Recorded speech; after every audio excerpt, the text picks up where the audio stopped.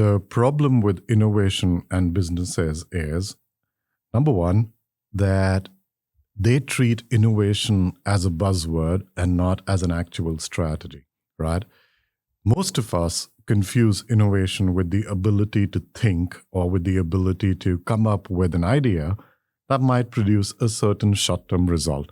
We do not think of innovation as a long-term leverage or a long-term leverage. And the reason is, one, we're simply not aware of what innovation is and what goes on into it. So we think of ideas, we think of tricks, we think of instant gratification strategies that might produce some amount of cash today, this evening, this week, or later. We don't think of innovation as a structure of doing business itself.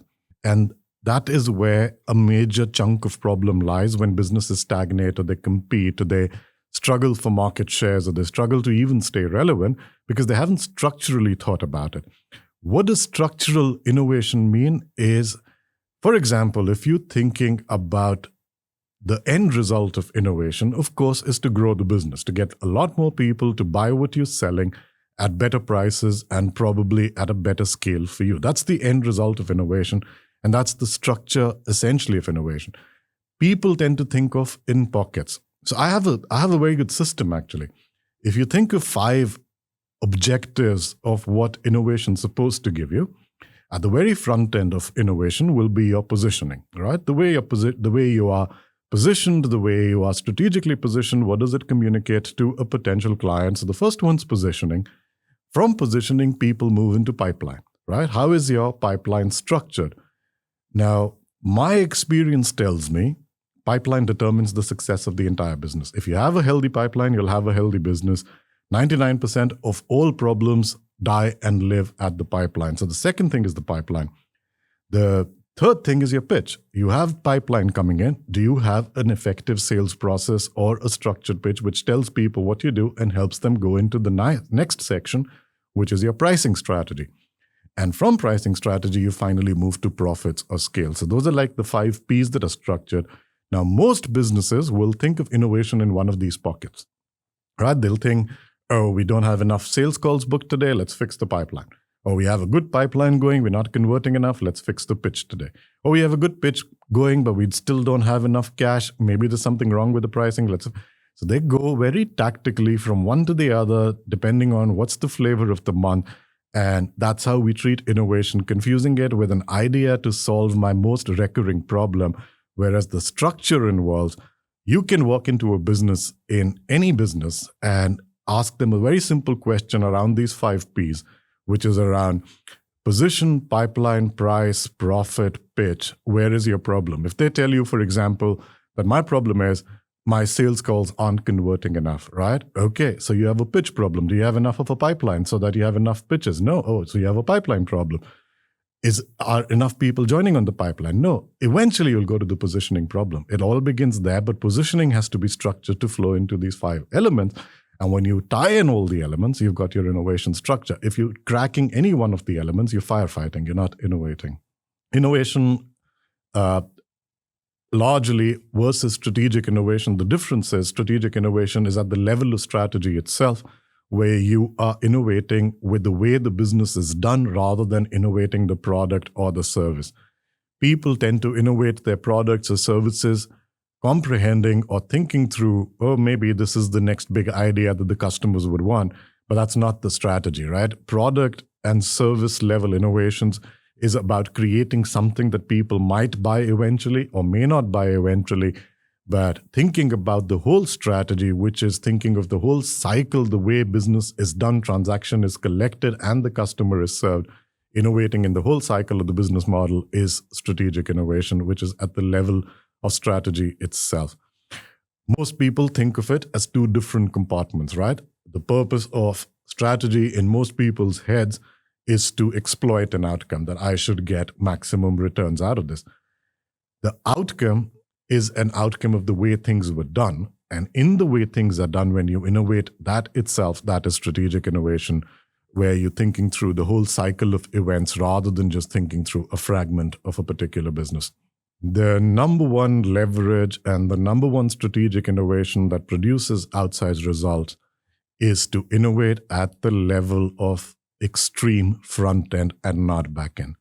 And I think that's a very important distinction because innovation largely is considered a backroom activity where a bunch of scientists or researchers are working to make a product or a service better. Sure enough, that's a part of it. You do that. But unless that backroom translates into a front-end activity, there's going to be no result differentiation. So the number one strategic output or the number one dramatic outsized result output will always happen at the front end, not at the back end. The back end has to support, of course, the product is essential. Value is given. Value has to be done. If you have a great product, half the battle won, but half the battle lost if you don't have a great front end. In order to exploit the potential of an idea, you need to invert it.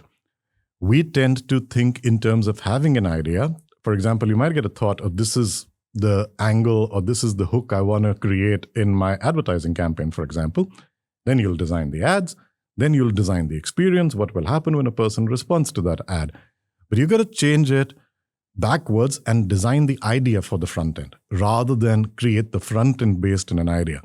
If you invert that entire thinking, what does the person see first? Begin there. Then what do you want to show them? Where do you want them to climb? What do you want them to experience? Finally comes your product. How businesses currently think, they have the product and then they think of these steps and they finally come to the front end.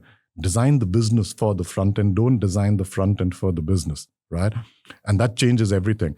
Because the moment you design the business from the front end, you are now in the shoes of the client. Because that's how they are seeing your business. They see the front end first, then they see your employees, then they see your systems, then they see your product and service, then they have an experience, right? We design the experience, product and service and go from there. The moment you come to the front end, you're meeting the client from their eyes, from their shoes, from their experience. So design the front end first and build. If you are someone who's starting a new business today, build the business for the front end. Don't build it for what you want to do, build it for what they see. And that's how you actually create a ladder of innovation. The economics of the business versus marketing of the business, what's the difference here? Marketing is a hope. At the end, no one predicts marketing, but marketing is an expansion or amplification of what your promise is. Economics is the outcome, right? Economics is what will sustain the business. Economics is what will scale the business. What you've got to design carefully is the economics model first, as to what is it that you will position, how will the transaction happen, how will this business make money, and then worry about which part of this particular activity is worthy of marketing. Rather than a hope that I will market it, and then a hope that enough people will walk in, and then a hope that enough people walking in will pay us enough to take care of the economics of a business. One is a strategy of hope, and one is a strategy of certainty. The strategy of certainty says, design the economic model, design it differentiated, and then pick out one aspect of it which can be marketed so that everything falls into place. To be able to unlock growth, I think first part of it is we have to contextualize what we mean by growth, right? To some people, it's more sales. To some people, it's scale. To some people, it's valuation. To some people, it's an exit value. So depending on what you mean by growth, it will determine as to what will unlock growth. But as a blanket answer, no growth can be unlocked until you're selling more, right? And to be able to then unlock scale, where do most people struggle? Whether you're a large company or whether you're a solopreneur or whether you're just about starting into the business, scale is a function of sales, nothing else. So scale is a function of customer acquisition. And if you have to solve one problem prioritized versus all others, it must be the problem of customer acquisition. And by solving that problem of customer acquisition, I mean designing it in a manner that you free from that time spent on customer acquisition. So customer acquisition by design, and customer acquisition by design means you have a front end that works, that takes care of itself, which could be a marketing, which could be a lead gen, or it could be a front end product. You have an escalation mechanism built in as to how a journey of a customer, once they are acquired, moves through that ladder. And you have a lifetime sustenance model as well, that once they've consumed whatever your high-end product or your eventual service is, is that over for you, or is there a recurring journey for you? And when you design all of these elements together, I think that's a single most important factor to unlock outsized growth, because you can always build upon different engines of product behind that as long as the front end is solved. The reason why people resist strategic innovation is because they have a hard time believing it, and that's largely to do with the way the market is crowded, right? There are so many people promising profits. There's so many people promising growth. There's so many people promising strategy. Everyone's worked with a consultant advisor, a big four firm, or a strategic investing firm, or someone or the other, and have been bitten. And that's probably the reason they don't resist strategic innovation. They resist the people who are actually proposing to make a difference. And the reason for that is a lot of people, one, that they form a part of a large crowd, but a lot of people have actually not promised, not delivered what they've promised. And that's led to a customer experience of mistrust and noise.